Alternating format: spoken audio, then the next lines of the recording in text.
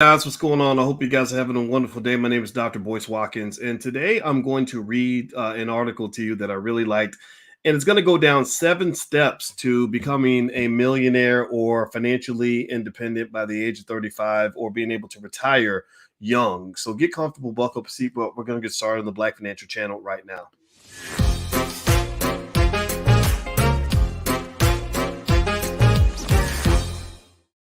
Hey, what's going on, guys? Welcome to the Black Financial Channel. That's theblackfinancialchannel.com. My name is Dr. Boyce Watkins. I am your friendly neighborhood finance professor.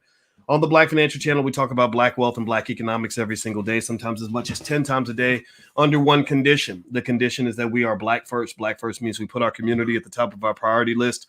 Black first means that we build wealth with our children. Black first means that we break generational curses. We do not continue them. Black first also means that we believe Black people are the best in the world at what we do. If you agree with that philosophy, if you have Black pride in your bones and you believe that we can do this together and we are going to build strong families, put a hashtag B in the number one in the chat, hashtag B1 in the chat. Hey, Jermaine, how you doing, man? Out of Camden, New Jersey. What's going on, everybody, on TikTok? My TikTok is Boyce Watkins. So if you go to TikTok, you can look for Boyce Watkins. You can find me on TikTok. Anyway, guys, I wanted to kind of ask you all about this and lay something out there for you that I really thought was worth talking about.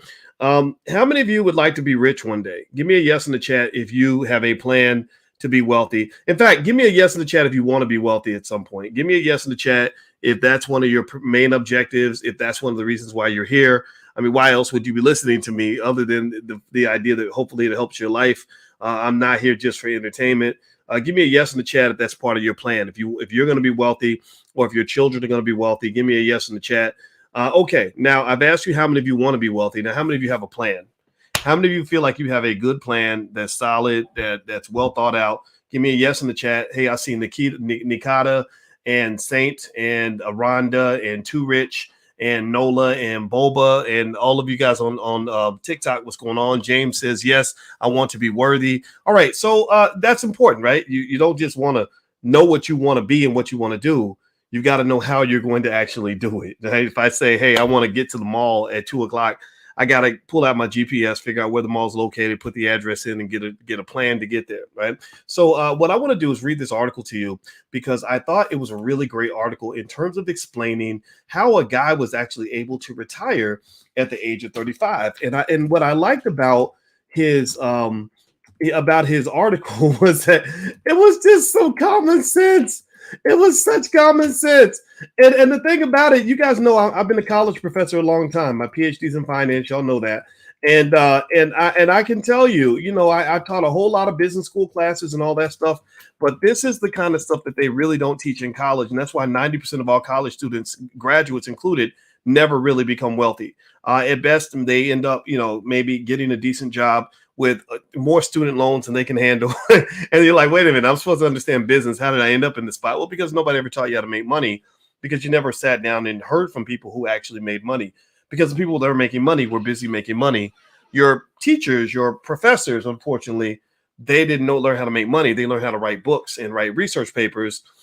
So they live off their paycheck, right? So the ability to make money and the sort of learning the theory behind business and money, those are two different things. So let me read some of this article to you. And as I begin, I want to give a shout out to one of our sponsors for this podcast, Babe Bright BVE. Babe Bright is this awesome musician that I met at the FraserNet conference. And this brother is doing some really good music. And he's also actually, from what I understand, teaching people that are in the music industry how to make money independently. And as you know, Black people have been the creators of some of the best art forms in history, but we have not been the beneficiaries. And so BabeBrightBVE.com, Babe Bright is one of the sponsors. And I just want to give this brother a shout out because I met him in person. I listened to his music. Here's a song, He Can't Love You. That's really, really good. I encourage you to go check him out. We got to support the artists that believe in us. He's 100% B1, and this brother's agreed to help sponsor this particular podcast. So I want to make sure everybody knows about him and the great work he's doing. If you'd like to sponsor one of the episodes or get a shout out, just go to drboycefinance.com. That's where you can go. I'll shout out your business, shout out your platform. Okay, so let me read this article. This article, it starts off here. It says, in 2016, I retired early at 35. At the time, I had $900,000 saved, and within a few years was able to accumulate a $1 million net worth. So how many of you would like to have been able to save $900,000 by the age of 35? Can we just like clap for that? Now I don't know I don't think he was born rich. I don't think this guy was born with a silver spoon in his mouth. I know we like to excuse away people's success. Yeah, give me a yes if that's something that you like sort of really took note of and want to clap for, because I want to clap for that. I think it's a big deal. He says a big factor in my success wasn't the advice I received. It was the advice I ignored. I built wealth the old-fashioned way by working hard in a regular 9-to-5 job and making strategic financial moves that many people might disagree with. Now, this is what's interesting too. I've seen a lot of people go from rags to riches by starting a great business and selling a product. It sounds like this guy's saying, look, I didn't do those things. That kind of stood out to me a little bit when I read this article. And his statements were good enough that it made me say, gosh, I think I want to talk about this a little bit. So here's what he says. He gives 7 unpopular opinions that helped me to retire early as a millionaire. He said, number 1, company loyalty will make you poor. He says, if you're not switching jobs regularly, you're leaving money on the table. Taking a new position at a different company is one of the best ways to get a substantial raise. I switched jobs 5 times in the span of my 14-year career and got 15 to 20% raises each time. This increased my salary well beyond the rate of inflation. Employers will do whatever is in their best interest, and employees should do the same. So let me ask y'all this. Chris Brown got that song, These Hoes Ain't Loyal. And so I'm going to ask y'all, so let's not talk about hoes. Let's talk about co's, these companies, COs. Do you believe that companies are loyal to their employees? Give me a yes or no in the chat. Do you believe that corporations, note P, do you believe that corporations are loyal to the people that serve those corporations? Give me a yes or no. Are they loyal to the employees? Are they loyal to the customers? Are they loyal to the suppliers? Are they loyal to anybody? Who are they? Are they loyal to anyone? Do you think companies are loyal? No, they're not. They're not. And so I'm not saying you should be a disloyal person. I'm not saying you shouldn't try to aim for some stability in your life, but that makes sense. If you're constantly testing the market, then you're going to benefit from going out into the market, even if it means going and getting a credible job offer and then bringing that offer back to the table and laying it down on your boss's desk and saying, excuse me, I work for Coca-Cola. Pepsi just offered me a better position with a bigger salary. Can you match this? Right. And that is called a credible threat. That is a negotiating strategy that works also in dating relationships. If you keep telling your man you're going to leave and you don't never actually pack your bags, walk out the door and maybe get some other guy calling the house, he may not believe you're actually going to leave. But notice how his behavior changes when he sees you done moved out and went back to your mama's house and you got dressed up to go out on a Friday night. Then suddenly he's like, baby, please, I'm sorry. I love you, girl. You so pretty. Right. So ultimately, it's a matter of posing a credible threat. In fact, you could extend this to politics. Black people don't get respect from the Democratic Party because we never actually threaten to leave the party. We always come back no matter what they do, no matter what they say, no matter how little they give us, we keep coming back. So they don't respect us. So ultimately, when you don't get respect, you won't get a check. So if you want to get a check, you must get respect. Respect and checks go hand in hand. So what he's saying is, don't be loyal to these companies. These codes ain't loyal. All right. Number 2, he says that another unpopular opinion is that most millionaires are self-made. He says a 2022 report from research firm Ramsey Solutions found that 74% of millennials believe millionaires inherited their money, and more than half of baby boomers think the same. But many millionaires I knew built wealth on their own, and knowing that gave me greater financial motivation. In fact, of the 10,000 millionaires that Ramsey Solutions surveyed, 79% did not receive any inheritance. Instead, most of them got rich through consistent investing, avoiding debt, and smart spending. Let's say that again. Consistent investing so your money will grow, avoiding debt so your money won't go, and smart spending so your money ain't blown. Okay, so make your money grow, don't let your money go, and don't go to the store to go blow your dough. If you don't do that, see, those are bars. Y'all give me some bars. I need some bars in the chat for that, because that was like off the dome. I'm very impressed with myself right now. I'm not gonna lie. But anyway, in all seriousness though, if you want to build wealth, that's what it is. The number one factor that causes people to not be able to grow their money economically is just bad culture. If you grow up and everybody's telling you you're supposed to spend every nickel in your pocket, then you're never going to have any money because you're giving all your money away. Or if you're going deep in debt over nonsense, then you're never going to have money that way. And if you don't invest, then you're going to stay exactly where you are. Investing is how you grow. That's how you get economically tall. So I like that. I thought that was great. And it is true. The biggest myth, the biggest lie anybody ever told you is that in order to be rich, you got to be born that way. That is not true. I am a financial scientist. I study this for a living. And let me just tell you, it's habits and culture and choices. Those are the biggest factors. I'm telling you guys. It doesn't mean that being poor doesn't play a part, because poor people have a lot of problems to solve that come with being poor. There's a trauma, there's a tragedy with it, right? But still, though, if you have the right habits, I'd rather be a poor person with great habits than a rich person with terrible habits.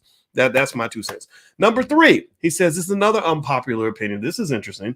He says, your life partner can hurt your finances. He says, many of my friends got married young in their early to mid 20s. And now a big point of relationship tension for a lot of them is money related, like opposite spending habits or an unwillingness to have money conversations. I chose to wait until I found someone who shared the same financial values. And it was one of the best life decisions I have ever made. Getting on the same page about finances with a partner might not be a priority for most people, but it was for me. Today, I have a supportive spouse who is just as enthusiastic as I am about investing and living a frugal lifestyle. So did you hear that? Did you catch that part? When you're talking about something that's supposed to be important to you, you want to try to have people in your camp who can respect the things that you respect, who care about the things that you care about, who have values that are somewhat consistent with yours. And if you don't, it's hard. It's kind of like you're climbing uphill. It becomes a little bit of a battle, and it's kind of difficult. So what he's really saying is that the biggest investment that you make, one of the biggest investments you make, is who you choose to spend your life with. Okay. Do you get what I'm saying? Give me a yes in the chat if you get what I'm saying. Take a moment, please. If you could, hit the thumbs up button, thumbs up, share, subscribe. I want to give another quick Dr. Boyce shout out for another company that's helping to sponsor this podcast. You know me, I like to shout out Black-owned businesses. They help us, we help them. And this company is tropicalholistic.com. And I hope you'll check out this website. I looked at the website. I'm going to share my screen so you guys can see it. So tropicalholistic.com. They have all kinds of oils and stuff like that, like healthy stuff. And it looks to me like they have, let's see, I see here, pure vitamin E oil, pure rose hip oil, organic and virgin, natural hair and beard growth treatment oil. They're a small Black-owned business. I believe they said out of Buffalo. I'm going to look that up. They said, our mission is to provide high-quality products that are not tested on animals and are completely safe for the environment. So this is a nice Black-owned business, and it looks like they've got their stuff together. They put together a nice site, and they're investing in themselves. So I hope that as you're spending your hard-earned Black-owned money, that you're going to go support companies like tropicalholistic.com. They are also sponsoring the podcast. So thank you very much to them for backing us up. We'll back you up too. And it looks like, and they said you can use a code Boyce15 to get 15% off. So all one word, Boyce and the number 15, all one word, you can get 15% off. And they are located in Pennsylvania. So shout out to them. Okay, so let me keep reading this article. So we're talking about the steps to becoming a millionaire by the age of 35. The next unpopular thing that he mentions is, he says, another unpopular opinion is that you don't have to hustle 24/7. I said, okay, this is a guy that's wise beyond his years. I love it, because a lot of times we get this idea that in order to build wealth and in order to be financially successful, you've got to just work yourself into an early grave. And that made sense to me when I was in my 20s, maybe even in my 30s. But then I got a little older and I was like, I don't want to work until I die. I want to have a life. I don't want to be out here just looking crazy, just constantly, just working nonstop. And so it led to a reflection and an understanding. And it seems like he already gets that. So here's what he says. His perspective is this. He says, you might think that hustling will make you rich faster, but it also means having less time to take care of your body. Yes. And your relationships. Your health and your wealth and your relationships are linked.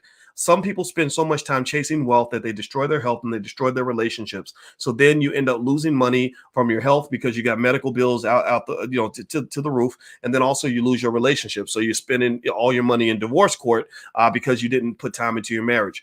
So he says, to grow your wealth, you don't always need to be moving, producing, and working. Prioritizing things like sleep, exercise, and a proper diet gives you the opportunity to refuel for the next day. I always put my health first, and as a result, I feel happier and much more energetic, creative, and productive. Oh, let me just say this. There's a really smart guy named David Shands who has this platform. It's called Sleep is for Suckers. And I never said it to David because I like him. I really like what he does and everything else. And I get it. I felt that way when I was younger, that you should go on 3-4 hours sleep. But then I started doing the research. And what I encourage you to do, if you don't believe me, go do the research on this. A lack of sleep will kill you. Lack of sleep, lack of water, things like that, that will kill you. That literally not getting enough sleep every night literally can take 10, 15 years off your life. And so I guess if you want to live it up really good until you're 45 and then die at your desk or something when you're 50, that's fine. But I want you to understand that if you understand proper time management, how to manage your time, you can be more productive than most people and still get more sleep than everybody else. I'm a living proof of that. People ask me all the time, but like, Doc, do you ever stop working? I'm like, yeah, I stop working all the time. But when I am working, I'm just super efficient. I know how to get a lot done with very little time. I have a very efficient, time process in terms of how I get my stuff done. And then when I'm chilling, sometimes I take 2 naps a day. Today I took 2 naps because I was tired. My body said, you need another nap. I said, okay, bet, let's go lay down again. And I sleep the full night. I spend time cuddled up with my wife all night because she's gorgeous and soft and delicious, and I love being next to her. So I do that whenever I can. So ultimately, the idea that you have to work yourself into misery or to a lack of health is just something that's just not true. And I want to share that with young people because I want you to make sure that you achieve your goals while protecting your joy.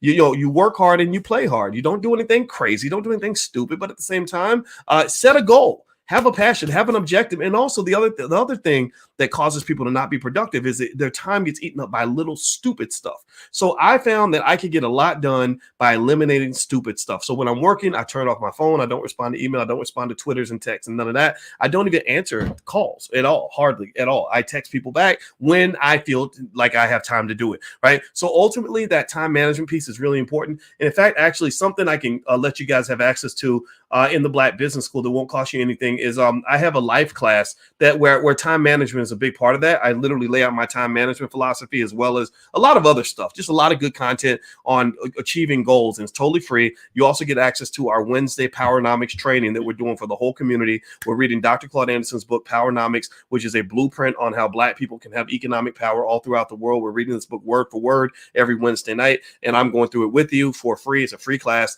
that I want everybody to join. So just go to blackkeystogreatness.com and you can join for free. Blackkeystogreatness.com. Lisa says, I love how you talk about your wife. Yeah, well, I just really think as Black men, I think it's our job to really do our best to really big up the Black women in our lives that are really doing great things. I mean, it doesn't mean everybody's perfect. It doesn't mean every woman is a princess or a queen and every man ain't a king. I mean, come on, y'all. You know the reality. But when a Black woman is a queen, I want to tell everybody about this queen. When a Black man acts like a king, I think we should honor him as a king. And so I honor my wife. I honor my mother, I honor my sister, my daughters, all that stuff. All right. So anyway, let me keep going. All right. So the next thing that he says here in this article, I'm almost done. Number 5, he says, growing up poor doesn't mean you can't build wealth. He says, I came from a very low income family. My grandfather was a pastor and barely got by financially because he wasn't good with his money. My dad adopted those same habits and spent most of his early years living paycheck to paycheck. Luckily, he recognized his father's bad habits and changed his ways later in life. He taught me the value of saving and investing and told me that credit card debt would ruin my financial stability, like it did for his dad. I learned that even without a 6-figure salary, you can still get rich. Man, this dude preaching. I don't know who he is, but I love this. I'll give you his name in a minute. But what I like about that is that he's explaining a basic principle that relates to money. It's going to blow your mind. It's going to shock you. It's going to be over a lot of people's heads. So you ready? You ready? I'm going to really just shock you with this idea. You ready? Y'all are ready to be ready to be just floored by this. If you spend less than what you make, then you will have money left over to save. But if you always spend more than what you make, then you won't have money at all. I know that's mind-blowing. I mean, that's shocking, right? That if you spend more than what you make, then you won't have money to save. Your money will go down. If you spend less than what you make, then your money will go up. So here's where I'm getting at. I would rather be a person who makes 70 grand a year who spends 60 than to be a person who makes 100 grand a year who spends 105. Do you follow me?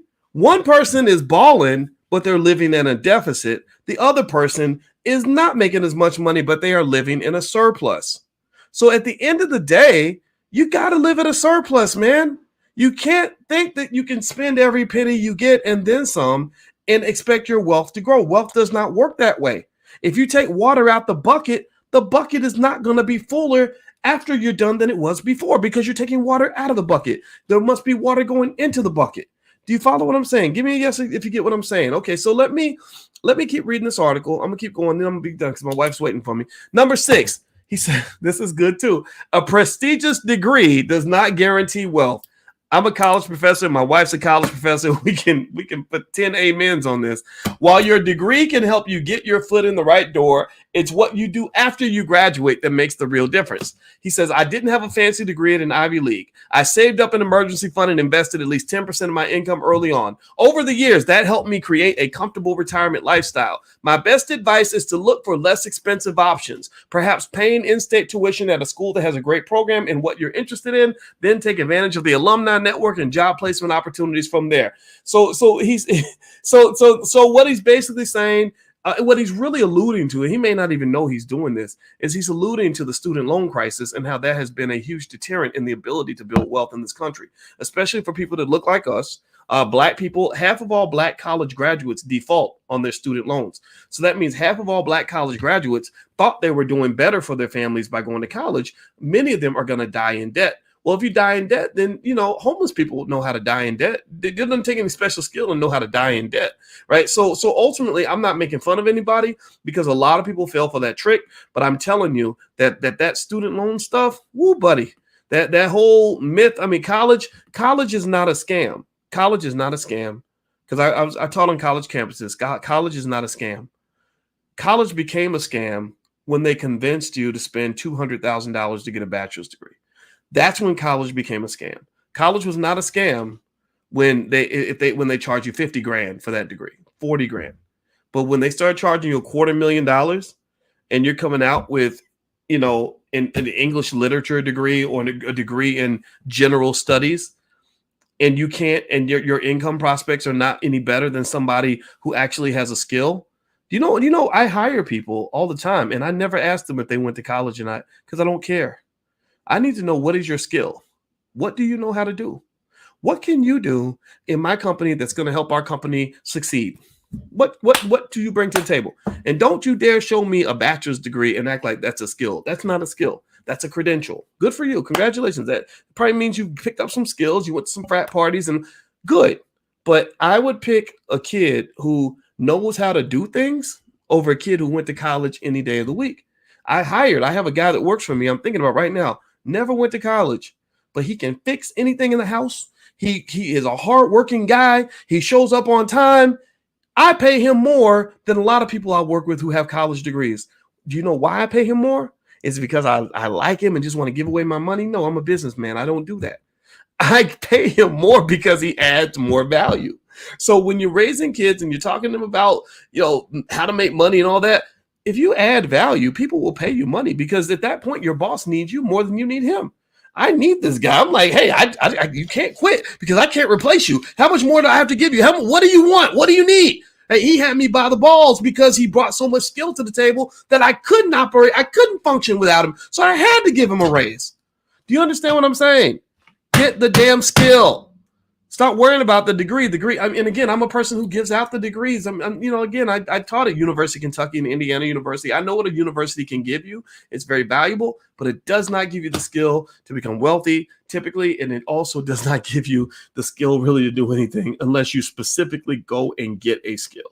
You can get more skills on the internet sometimes than you can on a college campus. It doesn't mean campuses are worthless, though. I want to make that clear. It doesn't mean I'm saying don't go to college. I want to make that clear, too. What I'm saying is that whatever you do, get a damn skill. Learn how to build some wealth. Learn how to start a business. Learn how to invest. Learn how to save. Don't do anything stupid. These are common sense values that will lead to wealth faster than simply having a bunch of credentials and a bunch of student loans. All right. So do me a favor. Thumbs up, share, subscribe.